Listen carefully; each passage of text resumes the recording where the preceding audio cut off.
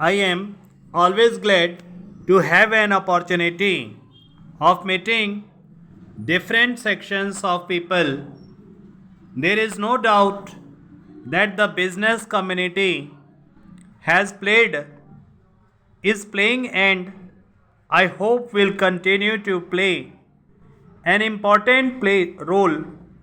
I think there is absolutely no contradiction at all in the policy as you, Mr. President, have mentioned just now. We do think that the private sector has an important part to play, but we think that what does by the name of pragmatism is precisely what you have condemned in the later part of your speech. That is expediency on the part of the very small section of the people at the cost of the larger section of the people. And unless the business community realizes this, it is no use talking of obligations to the public unless you know exactly what that means. It is no use talking about pragmatism unless you know where in the interest of the country lies. It is no use talking even about desirability of production unless we know production for what. Do we want to produce for the sake of producing, or do we want to produce so that the standard of living of the poorest of our people can be raised? You begin and even ended on a pessimistic note. I beg to differ with you. I think there is a buoyancy in the country, in the economic field, in the political field, and in the social field. I think never has India at any time since independence been better poised for advance and for going ahead at a faster rate than it is today. There are many difficulties in our way. May I ask you, are these labor problems, racial problems, the world? Is the law and order problem confined or unique to India?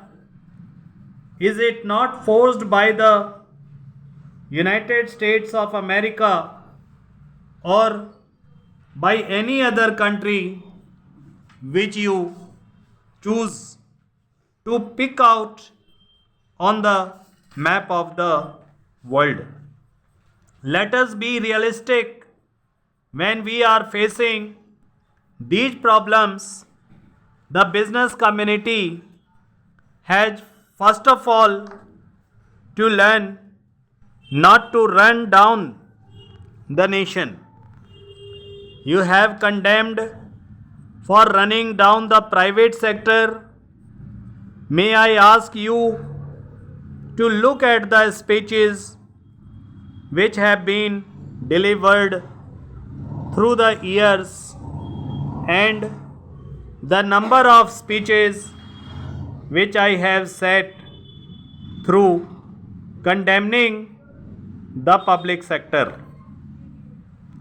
As you, Mr. President, have said in your address, there can be no economic progress in conditions of instability, uncertainty, and insecurity.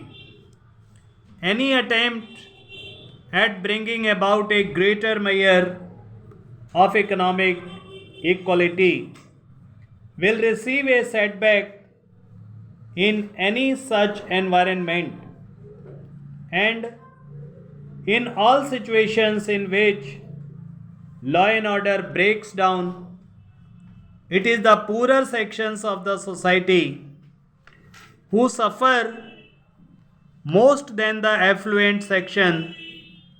But I would like to draw your attention to one thing: stability cannot be and should not be equated with the perpetuation of the status quo.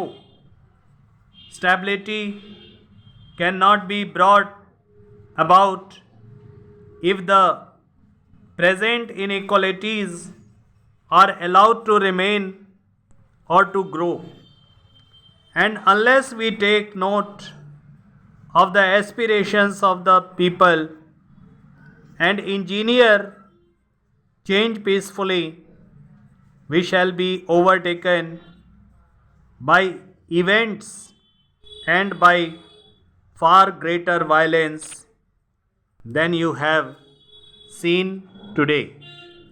Today there is an atmosphere of restlessness in our country and also in every other country in the world, and even in the most affluent of societies.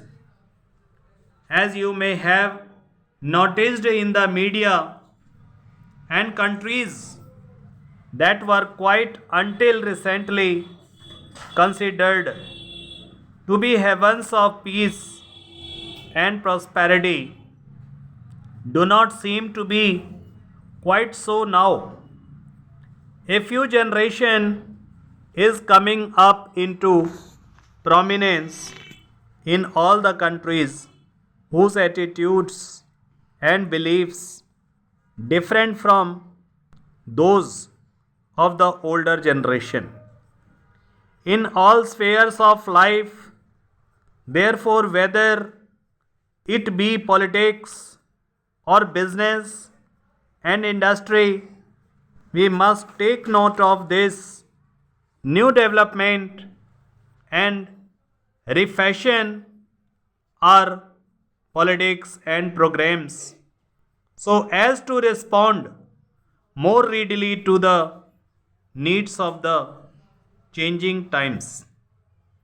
Your speech, Mr. President, clubs together the concentration of economic power and political power and considers both to be undesirable.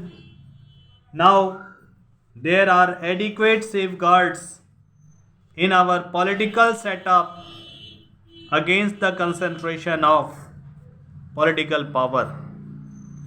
Our federal system, with its allocation of powers as between the center and the states, is by itself a corrective against any trend towards the concentration of political power.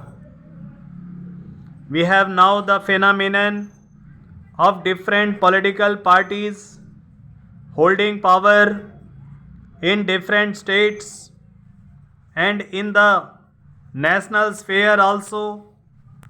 We have a powerful opposition subjecting every move of the government to the closest and most critical scrutiny.